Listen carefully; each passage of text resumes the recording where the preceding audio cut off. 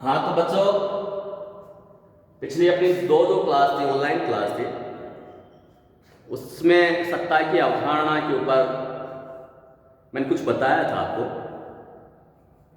आज भी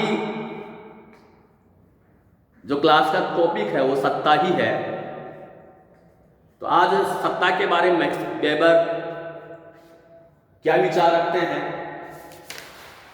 और साथ ही साथ सत्ता की जो सीमाएं हैं उनके बारे में आपको बताएंगे। इसके अतिरिक्त सत्ता की अवधारणा पर मैरी पार्कर फॉलेट ने भी बहुत कुछ लिखा है। तो आज वेबर के जो विचार हैं उन पर चर्चा करते हैं। नौकरशाही की अवधारणा का समाजशास्त्रीय दृष्टि से अध्ययन करने वाले विद्वानों में समाजशास्त्री मैक्स वेबर का नाम उल्लेखनीय है। उन्होंने नौकरशाही को प्रशासन की तर्कपूर्ण व्यवस्था माना है। इसके अनुसार संस्थागत मानव व्यवहार में तर्कपूर्णता लाने का सर्वोच्च साधन नौकरशाही है। मैक्स वेबर ने अधिकार सत्ता में वर्गीकरण का प्रयास किया था। वेबर का नौकरशाही सिद्धांत सत्ता के सिद्धांत का ही अंग है। सत्ता अथवा प्रभुत्व का अर्थ है नियंत्रण की आधिकारिक शक्ति। वेबर ने सत्ता या प्रभुत्व के 3 प्रकार माने हैं। पहला पारंपरिक प्रभुत्व या सत्ता, दूसरा करिश्मात्मक या श्रद्धा पर आधारित, तीसरा वैधानिक सत्ता। तो जो पारंपरिक प्रभुत्व सत्ता है, इसके बाद इसकी अगर एक्सप्रेशन की जाए तो जब आम जनता और अधीनस्थ आदतन किसी शासक अथवा वरिष्ठ अधिकारी के आदेशों का पालन करते हैं तो यह सत्ता का परंपरागत आधार होता है। उनके आदेश इसलिए वैध होते हैं क्योंकि वे किसी परंपरा या प्रथा पर आधारित होते हैं।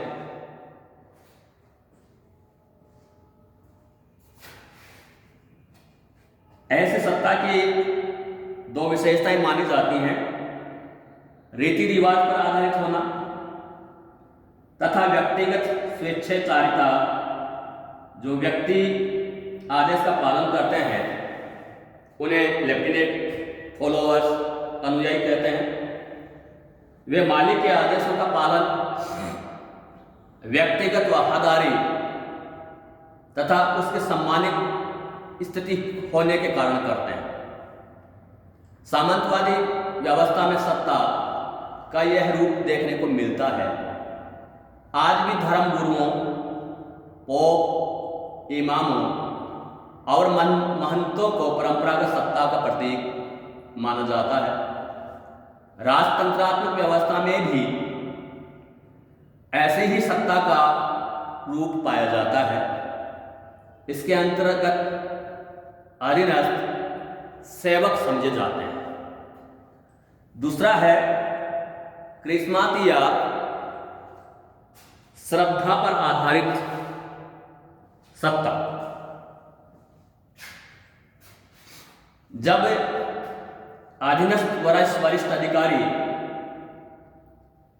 सत्ताधारी या आम जनता नेताओं के आदेशों को इस प्रकार न्यायसंगत मानते हैं कि उन पर सत्ताधिकारी का व्यक्तिगत जादुई प्रभाव है, तब इसे करिश्मात्मक सत्ता कहते हैं।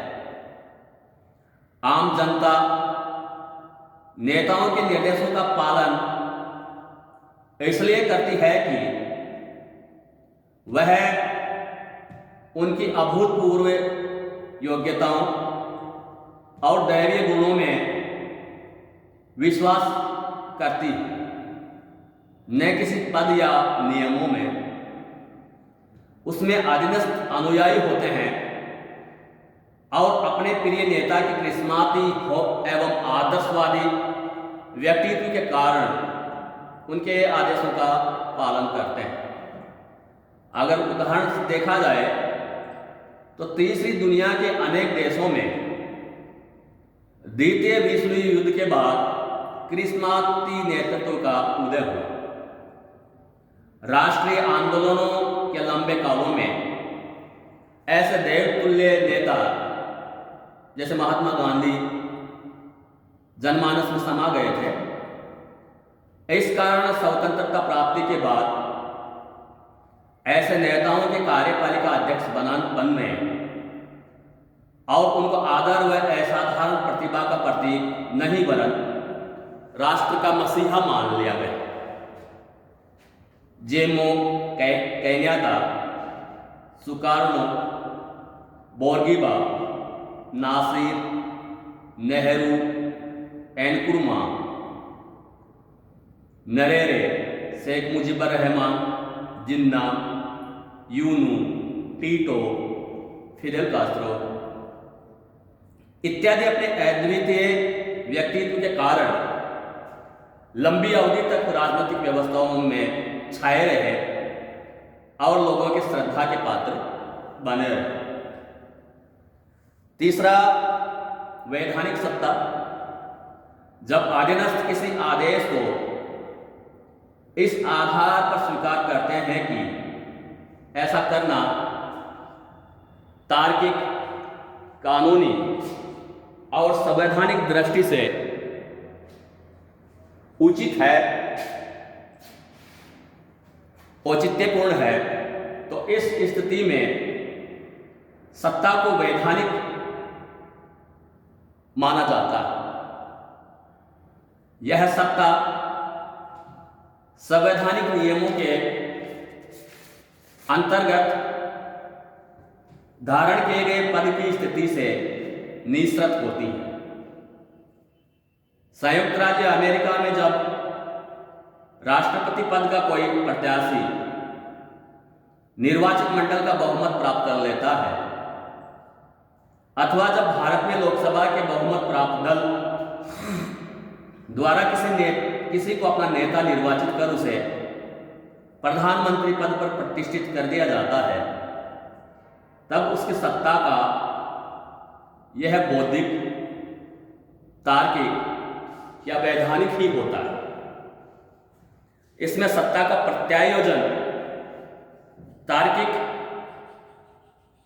आधार पर किया जाता है और अधीनस्थ वैधानिक रूप से निर्व्यक्तित्व आदेशों के आधार पर आज्ञा पालन करते हैं। मैक्स वेबर नौकरशाही को तार्किक वैधानिक सत्ता का प्रतिरूप मानता है। विधिक सत्ता से पोषित एवं समर्थित नौकरशाही को वह संगठन का सबसे प्रभावशाली तत्व मानता है। अब बच्चों, अगर सत्ता की सीमाएं अगर देखी जाए तो उनको भी इस हिसाब से एक्सप्रेस किया जा सकता है। पहली सीमा है तकनीकी सीमा। टेक्नोलॉजी का विकास काफी तीव्रता से हो रहा है, इसलिए प्रत्येक व्यक्ति को वही काम सौंपा जाना चाहिए जिसमें वह दक्ष हो। यदि आवश्यक तकनीकी ज्ञान किसी व्यक्ति में न हो तो वह अधिकार सत्ता की प्रयुक्ति भली बातें नहीं कर पाएगा। दूसरा, जैविक सीमाएं। किसी भी प्रबंधक को अपने अधीनस्थों को ऐसे आदेश नहीं देने चाहिए जिन्हें अधीनस्थ इसलिए पूरा नहीं कर सके क्योंकि उनकी पूर्ति से जीवन समाप्त होने का खतरा हो। जैसे जहर चखने का आदेश देना, बिना उपकरण के बिजली का कार्य करने का आदेश देना आदि। तीसरी, कानूनी सीमाएं। देश का कानून प्रबंधकों को की अधिकार सत्ता को सीमित करने की क्षमता रखता है। प्रबंधकों के उन आदेशों का पालन करने हेतु अधीनस्थ विवश नहीं किए जा सकते जिसे कानूनी व्यवस्थाओं का उल्लंघन हो। चौथी, मनोवैज्ञानिक सीमाएं। प्रबंधकों की अधिकार सत्ता को अधीनस्थों की प्रतिक्रियाएं भी प्रभावित करती हैं। इसलिए अधिकार सत्ता का प्रयोग करते समय प्रबंधकों को संभावित प्रतिक्रियाएं ध्यान में रखनी चाहिए। पांचवा, आर्थिक सीमा।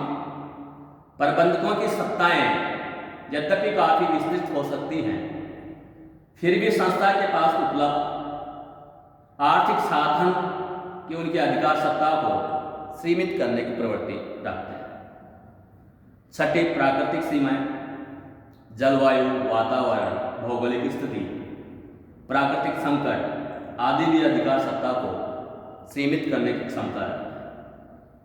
अदर लिमिट्स, जिसमें जनसाधारण, श्रम संघों की कार्यवाही, सामाजिक परंपराएं, प्रथाएं, समूह है आदि की अधिकार सत्ता को सीमित करने वाले घटक।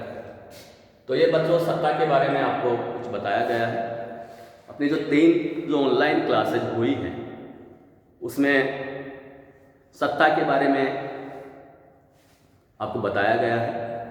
कल जो अपनी क्लास होगी उसमें जो लेजिटिमेसी है, वैधता है, उसके बारे में आपको बताया जाएगा।